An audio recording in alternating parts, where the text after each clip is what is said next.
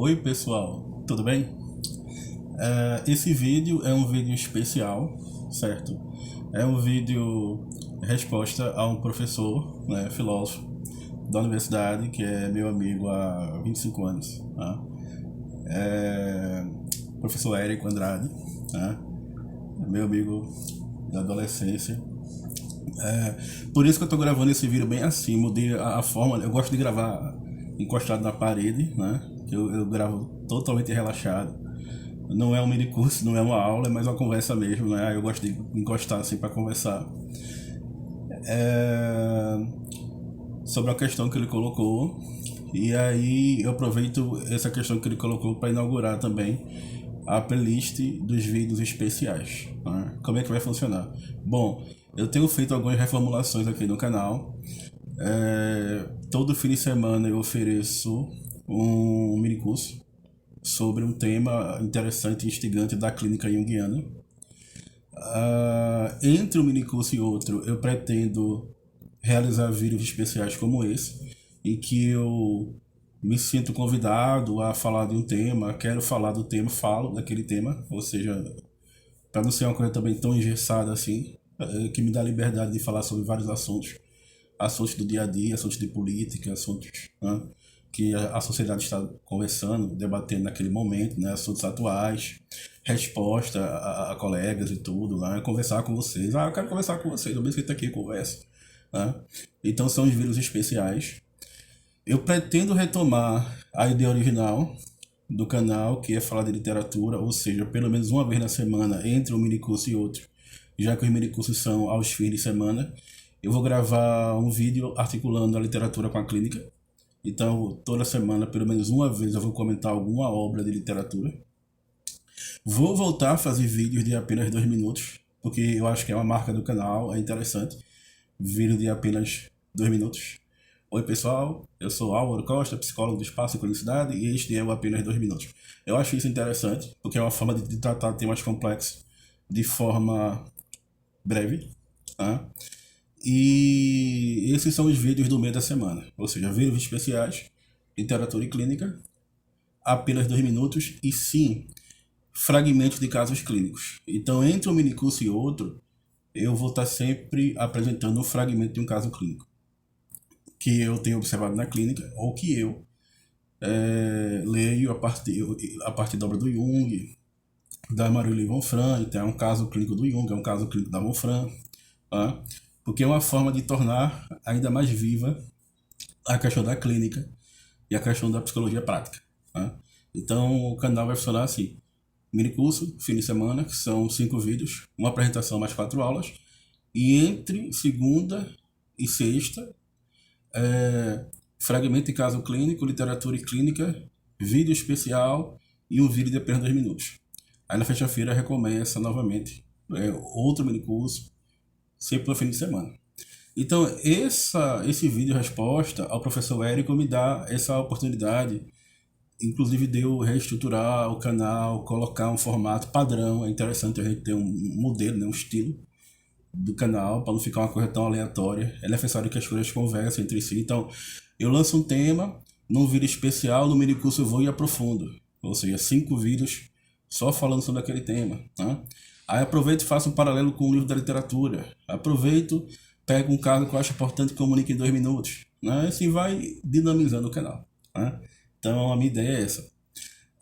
O professor Érico me perguntou sobre como o Mateu pode ser acolhido na clínica junguiana.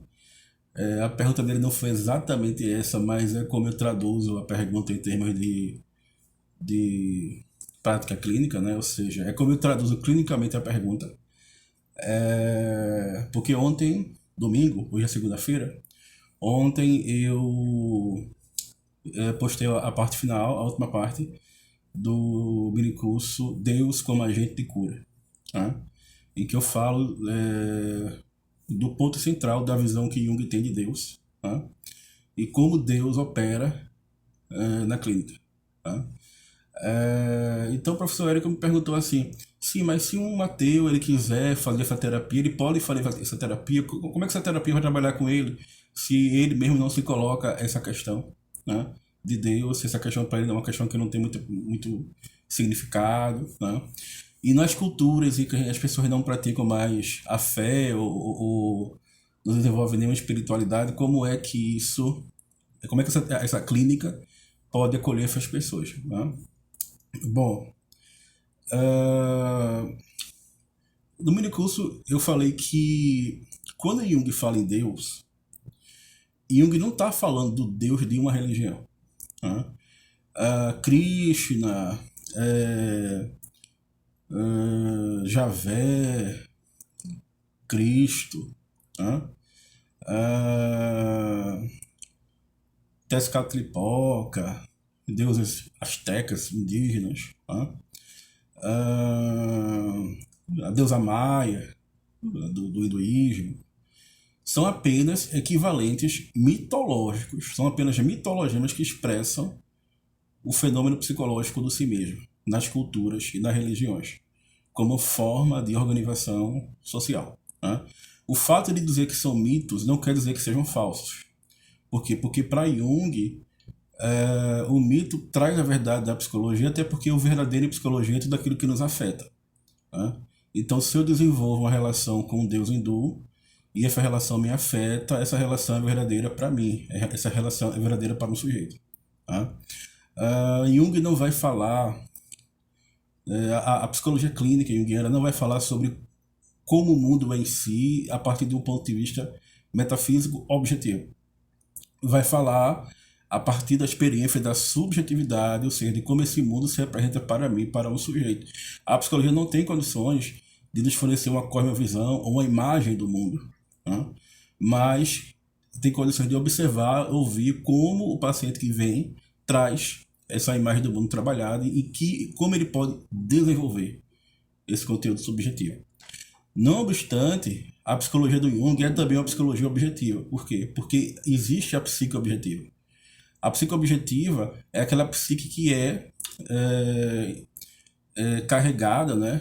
Ela traz consigo todo o conteúdo, todo o significado da cultura humana, em seu aspecto filogenético, ou seja, da história da espécie humana, e que quase sempre são expressas por meio de representações coletivas, né? Que a antropologia conhece bem e a sociologia conhece bem, tá? Que as ciências humanas conhecem bem. Então, a psique para Jung possui uma função simbólica, uma função criadora, uma função de religar o complexo do eu com a totalidade, com o self, que é um fenômeno potencialmente empírico, ou seja, é um fenômeno que a gente pode observar, até certo modo mensurar clinicamente como isso se comporta, né?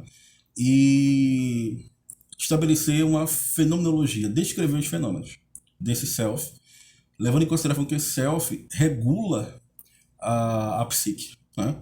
Então, a parte empírica dele nós temos acesso. A parte que não é empírica, a psicologia não consegue tratar, não consegue descrever, né? Então, Deus, quando Jung fala em Deus, quando Deus é falado na clínica, nós estamos falando do self, do si mesmo, que possui em si um fator de cura, um fator eficaz de cura. Sempre que nós nos reconciliamos com nós mesmos, nós estamos nos curando, nos transformando. A própria neurose é uma dissociação do eu, é uma desunião consigo mesmo. É claro que se na neurose a gente se entra num processo de cisão, de desunião, a função que vai religar o eu, o complexo eu com o self, no sentido de curar, é uma função religiosa da psique, no sentido de religare, religiosa no sentido de religare. E aí a cura na clínica junguiana tem a ver com transformação. Quando a função transcendente, que não é transcendente no sentido metafísico, é transcendente mais no sentido kantiano, de certo modo agnóstico, né? Ou seja, as condições de possibilidade da experiência, articula o conteúdo inconsciente com o conteúdo consciente. Ou seja, o que é adoecer para Jung? Quando é que a gente está doente? Quando a gente não consegue mais ter esse diálogo com o inconsciente. Quando a nossa alma se parte, a gente não consegue mais ter esse diálogo, o inconsciente nos devora. O inconsciente se torna algo ameaçador para a gente.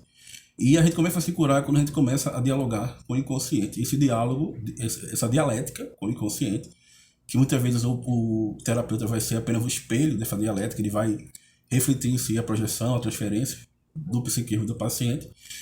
Quando a gente consegue dialogar, quando a gente consegue fazer o acordo, os sintomas desaparecem e a gente começa a formar uma atitude nova perante a vida.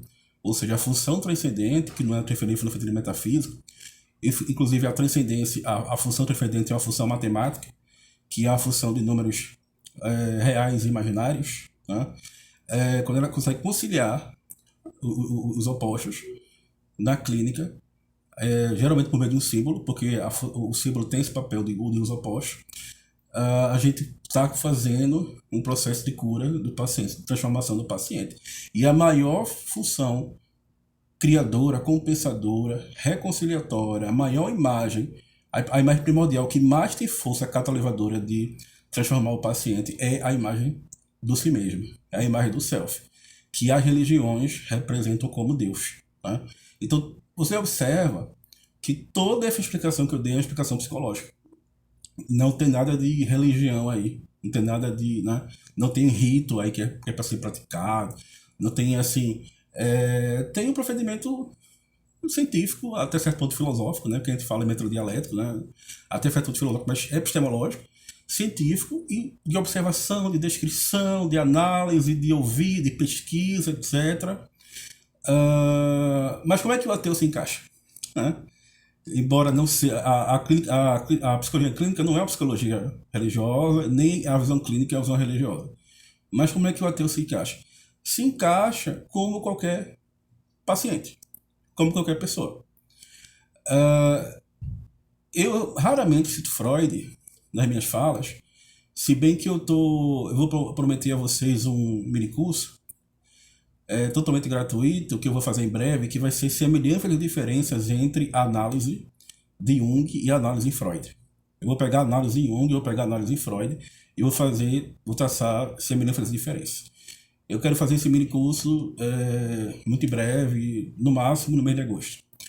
Vou fazer um mini curso agora, nesse fim de semana, totalmente inédito. Eu já sei qual é o tema. Não vou dizer porque é segredo, tá certo? Mas já estou trabalhando nele. E esse mini curso já é um pouco do anúncio, assim, já é um pouco do caminho que eu quero tomar para chegar no momento em que eu vou fazer o mini curso sobre Freud e Jung, os dois juntos, né? Eu tô até aqui com eles, com licença, Freud e Jung, né? Olha, meu Deus, dá olá aí pro pessoal, Jung. Então, o Freud, ele vai dizer que um dos motivos que mais leva os pacientes para a clínica, né, ele observava isso, é o que Freud chamou de impotência psíquica. E como o sujeito pode lidar com essa impotência, e como a civilização lida com essa impotência e até instrumentaliza essa impotência. Né? Para Freud, viver em civilização é viver sempre em estado de repressão, né? É viver sempre no estado de controle, de dominação, até em linguagem sociológica, né? E é uma desvantagem tremenda para o id, né? Porque o id quer realizar a sua pulsão e a civilização é como se fosse uma grande casca em que dentro habita o Eros, em que dentro pulsa o Eros. Ora, o que é Eros? Eros é um deus, tá certo? Em linguagem junguiana, quando Freud fala isso, Freud está falando de arquétipo. E aí quando Freud vai falar dos complexo de Édipo é o quê? Arquétipo. Quando Freud vai falar em complexo de castração é o quê? Por trás da ideia de castração tem uma imagem arquetípica. Cronos castrou Uranus na mitologia. Né?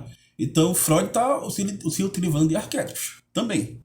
Mas Freud dá valor ao inconsciente individual, que Jung também valoriza. Mas Jung valoriza o inconsciente filogenético, o inconsciente da espécie. Tanto para Freud quanto para Jung, o inconsciente é uma hipótese. O inconsciente é uma hipótese que precisa ser observada, testada, verificada e até refutada. Não é à toa que é um procedimento científico. Tá? O inconsciente individual em Jung é muito semelhante ao inconsciente do Freud. Tanto é que a gente chama de complexo sombra, o inconsciente individual, que é composto por complexos. E no centro de cada complexo está lá o arquétipo, a imagem arquetípica. Quando a imagem arquetípica é libertada, a pessoa se cura. Tá? E aí há formas científicas de ouvir o complexo, né? Jung criou o teste de associação de palavras. Por exemplo, se eu falo a palavra céu, aí você fala a palavra nuvem, eu falo a palavra dia, aí tu fala a palavra noite, né? E aí eu vou falando palavra para você, e vai chegar um momento em que a afetividade vai constelar em você o complexo e você vai demorar a responder, ou vai ser emocional, ou vai chorar. Aí eu vou saber que tem um complexo a ser trabalhado ali. Tá? E também, eu estou começando, acho, da hipnose, e a partir do mês de agosto, ou seja, a partir do próximo mês, eu vou começar a oferecer aqui na clínica também hipnose hospitalar, a hipnose clínica e hipnose hospitalar. Embora a hipnose não seja um método junguiano, também um método, é uma técnica de observar os complexos, ou seja, observar os automatismos, tá? Do corpo e da psique. Ou seja, tem uma forma científica de estudar o inconsciente individual. Freud falava em inconsciente individual e falava em resíduos arcaicos que compõem como que uma espécie de museu da história da humanidade, ou seja, em linguagem junguiana, arquétipos. Mas Freud não avançou na questão dos arquétipos, do self. Freud até falava do self, mas ele fala muito pouco do self. Tá? E aí o que acontece? O paciente ateu ele vai precisar construir para si, ou encontrar para si, um sentido para a vida. Porque se ele vem em estado de impotência psicológica, e Jung vai utilizar um termo que as antigas tribos utilizavam, ou seja, perda da alma. Não é à toa que no mundo de hoje tem muito filme sobre zumbi, tem muito filme sobre vampiro e tal, ou seja, a perda da alma que os antigos conheciam. Se o sujeito vem nessa situação, ele vai precisar criar um sentido para a vida, a cura pelo sentido. E a forma de criar esse sentido é justamente a vida simbólica. E a vida simbólica é fornecida a nós pela religião. Tá? Tradicionalmente. O sujeito ateu ele pode constituir simbolicamente sem a necessidade de seguir uma religião. Ele vai encontrar um outro símbolo, uma outra imagem que vai funcionar na vida dele como a imagem de um Deus. Né? É por isso que o Jung fala que Nietzsche não era ateu, porque apenas o Deus de Nietzsche morreu, mas ele mesmo se divinizou. Né? Se você pega o Assim Fala o Zaratustra, logo no começo, que o Zaratustra chega numa espécie de circo, né? Que tá lá um brincante, como a gente fala aqui no Recife, né? Um artista popular, um brincante, atravessando uma corda suspensa, aí ele fala, olha, o Ubermensch, o super-homem, né? É uma corda, o homem é uma corda entre o animal e o Ubermensch, o além do homem, né? Ou seja, Nietzsche nos fornece uma imagem da transcendência. Nietzsche nos fornece um mitologema, um discurso sobre si mesmo, que tem muito equivalente com, claro, com o próprio símbolo da cruz, enquanto símbolo da transformação, que vai tentar unir os opostos, o homem a Deus, ou a metax platônica, né? Sempre a ideia de um vir a ser, de algo que está se movendo, né? O ser humano como ser intermediário. E é uma visão nietzschiana, é uma visão mitológica também. O Assim Fala o Zaratustra tem uma carga simbólica, tem uma carga até hipnótica quando você lê o livro, e tem uma carga até religiosa. Não é à toa que Zaratustra tem muito a ver com o zoroatrismo. Tá? Se você pega, por exemplo, o próprio o Freud, que eu já falei aqui, que vai falar também de arquétipos, só que na forma dele, de um outro modo, você percebe que mesmo o sujeito ateu, Nietzsche, é considerado oficialmente um filósofo ateu, Freud é considerado um pensador ateu, você vê que mesmo eles buscavam, de algum modo, uma imagem da transcendência. Tá? Aí você pega um filósofo como Marx, por exemplo. Marx está muito claro. Né? Marx é considerado um filósofo ateu, mas toda a filosofia da praxe dele traz consigo uma visão simbólica do mundo. E uma visão simbólica que talvez seja uma tentativa dele fazer o acordo, as pazes com o próprio consciente dele, no que diz respeito à sua ancestralidade judaica. Como assim? Se você estuda a história do marxismo, você percebe que Marx era judeu, e que nas categorias da filosofia da praxe, você tem ali mitologemas. Né? Ou seja, você tem a ideia de um Messias coletivo, de um cordeiro, que vai ser sacrificado, que vai se sacrificar que seria a classe proletária, né, o proletariado. Ele vai se sacrificar, ele vai trazer consigo os interesses históricos universais do homem, a reconciliação do homem consigo mesmo. A história possui um sentido, possui um telos, né? Você tem a ideia do templo como partido, então você tem o Deus único, você tem um partido único, Partido Comunista. Você tem um livro grosso, que seria a Bíblia, que seria o Capital. Você tem o Manifesto Comunista, que seria uma espécie de catecismo, algo mais simples, né, mais popular. Você tem o comunismo como a ideia de um paraíso que vai chegar, ou seja, o comunismo, o paraíso que vai chegar, o mitologema, a terra prometida, a história possui sentido, a vida humana possui sentido na história, salvação pela história, etc. E você vai vendo que há uma série de princípios ali dentro da filosofia da praxis que fazem com que, de certo modo, o marxismo funcione como uma religião. Ou seja, que o marxismo funcione como uma visão simbólica do mundo. Né? Então você tem a ideia do cordeiro, a ideia do sacrifício, a ideia da luta, a ideia da restauração, a ideia da salvação. Por quê? Porque o Deus dos judeus é um Deus coletivo. Quando Javé, no Monte Sinai, faz aliança com os judeus, ele faz aliança com o povo. Então a ideia de salvação para o judaísmo é uma ideia de salvação coletiva. A ideia de salvação pela história, no marxismo, é uma ideia de salvação coletiva. Né? Tanto é que quem vai ser agente desse sacrifício, dessa luta, dessa salvação, é uma classe social, é um grupo coletivo, que é o proletariado. Então existe uma psicologia arquetípica por trás, existe arquétipo por trás dessas imagens de um ateu. Né? O ateu, ele vive uma vida simbólica do mesmo jeito. Ele percebe o mundo de forma simbólica do mesmo jeito. Todos nós somos seres simbólicos. Né? E aí, no que diz respeito à cultura, seria interessante a gente classificar quais são as culturas que não apresentam espiritualidade e que não apresentam um sentido religioso de mundo. Ou símbolos. Né? Eu não conheço nenhuma cultura que não apresente símbolos, que não apresente essa dimensão que pode ser chamada espiritual e que a gente chama de visão simbólica do mundo. Né? Então, são essas questões. Né? Quando Jung, eu contei o caso de um sujeito que vivia se embriagando, vivia bebendo, e ele participava de um grupo religioso. E ele conseguiu se curar nesse grupo. E aí ele deu mais de 50 palestras, viajando pela Europa. Toda semana ele dava palestra num lugar diferente. Passou um ano ou mais pela Europa dando palestra, dando um testemunho dele. Eu me curei, eu me salvei e tal. Jesus me curou. Eu era bêbado, que vivia drogado, hoje estou curado, encontrei Jesus, sabe? E aí, só que depois ele voltou a beber. E aí o grupo quis largar ele, entregar ele de volta mandou ele pra Jung. Jung, toma esse cara aqui que, né? Toma pra você aí, Jung. Aí Jung, não. Eu vou devolver ele para vocês. Porque se Jesus curou ele uma vez, Jesus vai curar de novo. E esse cara voltou pro grupo e conseguiu se curar de novo. Quando Jung fala em Jesus, ele não está falando do Cristo, verbo encarnado, enfim, no sentido sobrenatural. Ele está falando mais de um Cristo comunitário. Ou seja, quem vai curar essa pessoa é o grupo. Hoje em dia, na psicologia, a gente tem uma discussão muito polêmica sobre redução de danos. Né? O sujeito faz parte de um grupo, ele precisa evitar a dependência química, mas de repente ele volta a usar drogas, né? E aí, para ele não ser expulso do grupo, o que iria ocorrer a desintegração dele, né? A desintegração do feito social dele, comunitário, ele continua no grupo, mas tentando utilizar moderadamente as drogas. Eu já fui contra há mais de 10 anos em relação a essa visão. Hoje eu apoio. Por quê? Porque não vai existir uma sociedade sem drogas. Não vai existir uma sociedade sem drogas. E não é porque o sujeito ele caiu novamente na dependência que ele tem que ser expulso de uma comunidade.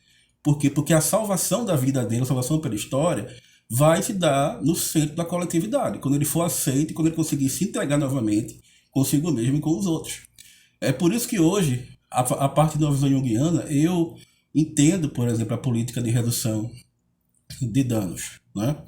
Quando a Marília von Franz pediu para o paciente dela entrar em contato novamente com o deus Azteca, era para ele voltar para a ancestralidade histórica dele. É mais ou menos como nós que somos negros, que recalcamos muitas vezes a questão da raça, a questão política, e a gente só vai conseguir viver politicamente, inclusive, socialmente, inclusive, quando a gente se reconectar com esse inconsciente racial. Era esse mais ou menos o problema do paciente da von Franz. É mais ou menos isso. No caso aqui eu estou falando dos negros, mas no caso ele era índio. É necessário a gente lembrar. Eu sei que o professor Érico trabalha com a questão do racismo estrutural, eu gostaria muito de entrevistá-lo em relação a isso, porque eu também ando lendo Fanon. E aí, é uma pergunta que eu gostaria de fazer ao professor Érico numa entrevista possível seria: por que é que nós temos tanta dificuldade de falar no nosso país de racismo estrutural, se o racismo é algo que está presente desde a criação da nossa cultura, desde a criação desse país, desde a criação da nossa cultura, que o racismo está presente como elemento de dominação? E por que é tão difícil as pessoas admitirem isso? Por que é tão difícil as pessoas admitirem que existe um racismo que não é conjuntural, não é estrutural? Porque a expressão racismo estrutural ofende tantas pessoas, né? Como se fosse uma expressão que não tivesse que ser usada. Olha, aquilo que está presente desde a origem da nossa cultura é algo estrutural. Racismo, por exemplo, né? Então, voltar, ter o contato novamente com essas questões ancestrais é um pouco do nosso processo de cura, do nosso processo de transformação, de mudança. Tá? E entenda que aí não tem uma questão propriamente religiosa. Claro que vai ter sempre, porque vai ter mitologia, porque vai ter mito, porque vai ter rito, porque vai ter símbolo, claro. Mas é uma questão fundamentalmente humana de encontrar o sentido da vida, de encontrar o sentido que se expressa do ponto junguiano por meio de você estar face a face com as imagens do inconsciente. Né? Então, a análise em Jung é isso, é um confronto com as imagens do inconsciente. Tá? Sempre que nós estamos em confronto com as imagens do inconsciente, nós estamos em análise. E aí eu falo aos meus pacientes, tu tem dois grandes confrontos a fazer. O primeiro é o confronto com as imagens do inconsciente. O segundo é o confronto com o mundo. Eu vou te falar que quando você precisar fazer o confronto com as imagens do inconsciente, eu como psicólogo, eu vou estar do teu lado, eu vou te ajudar. Na hora que você mais precisar, na hora que o inconsciente for tentar devorar você, eu vou estar ali. Tá certo? Para te ajudar. E se você vencer o confronto com as imagens do inconsciente, você vai vencer o confronto com o mundo. Eu sempre falo isso para os meus pacientes. Tá? Então, é isso. O sujeito ateu ele tem uma função simbólica, ele é regulado pelo self, ele tem ego, ele tem complexos a serem trabalhados, ele faz parte da memória histórica, ele tem quando nós dormimos, nossos sonhos operam uma função simbólica, que é mais ou menos a mesma função que cria os mitos, que cria a religião. O sonho é uma mitologia pessoal. Só que nós não apenas sonhamos, nós também somos sonhados pelo sonho. E nós precisamos sonhar o sonho adiante. Né? Porque a gente não pode ficar só com o passado, com os resquícios arquetípicos, sabe? A clínica de Jung também tem um caráter prospectivo, de sonhar para frente, de sonhar adiante. Né? Então é isso, esse vídeo totalmente de improviso. O professor Érico, grande amigo Érico, muito obrigado por você me dar essa força.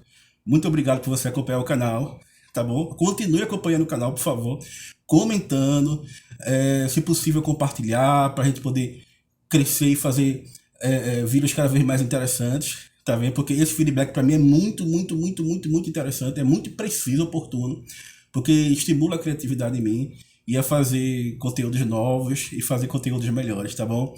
Vou lançar muitos vídeos essa semana de fragmento de caso clínico, eu comentando obra de literatura, vídeo de apenas 2 minutos, e aguardem o minicurso da próxima sexta-feira, tá bom? É segredo, eu não vou dizer agora, eu só vou dizer na sexta, mas eu estou trabalhando já nesse minicurso, tá bom? É isso, pessoal, muito obrigado, professor Érico, abraço.